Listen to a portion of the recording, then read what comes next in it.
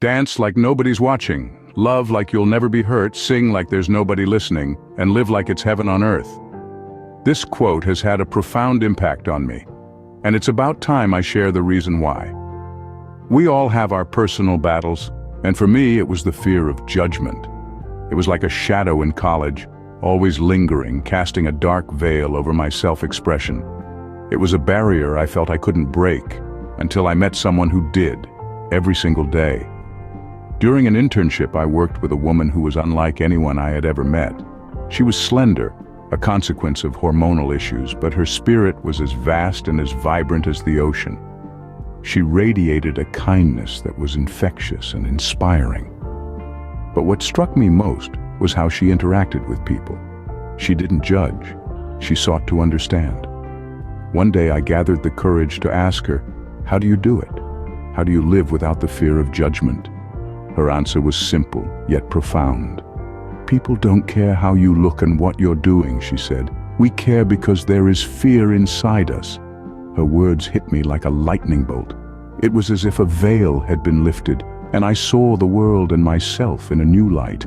The fear that had once seemed so overwhelming was just an illusion, a concoction of my own assumptions and insecurities. But it's important to remember that this doesn't mean we disregard the opinions of everyone around us.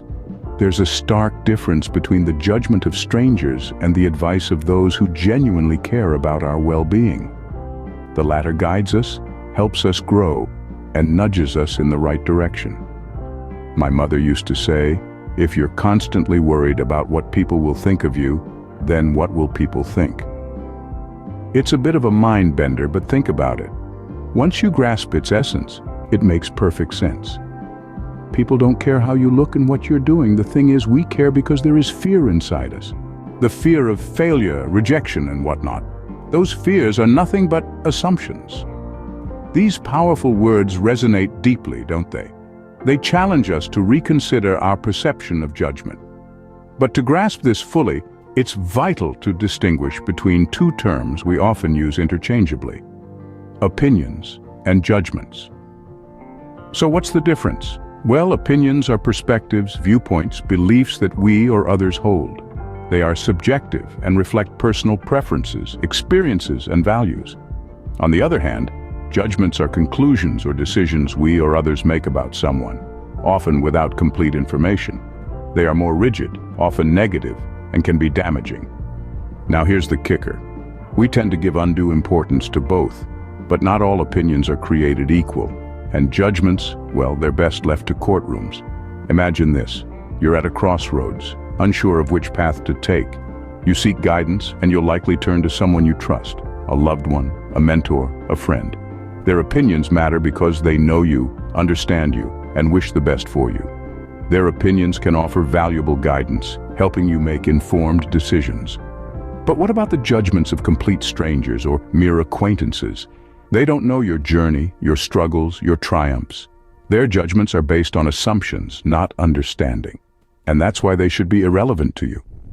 My mother, a wise woman, used to say, "If you're thinking about what people will think of you, then what will people think?" It's a bit of a mind bender, but it's profound.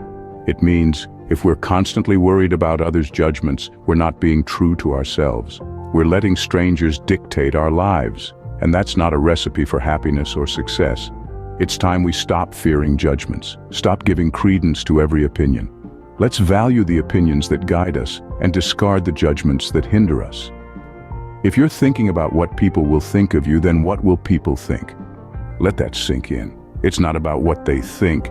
It's about what you think, what you do, and who you truly are. It's tricky, but once you understand it, it will make sense. Let's dive into this. Overcoming the fear of judgment is like solving a complex puzzle. It requires patience, understanding, and a shift in perspective. The key lies in distinguishing between opinions and judgments. Opinions are perspectives. They can be constructive. They can guide you. Judgments, on the other hand, are often steeped in bias and prejudice. Realize that everyone has their journey, their struggles, and their triumphs. Your worth isn't defined by someone else's lens. Once you grasp this, the fear of judgment starts to lose its grip.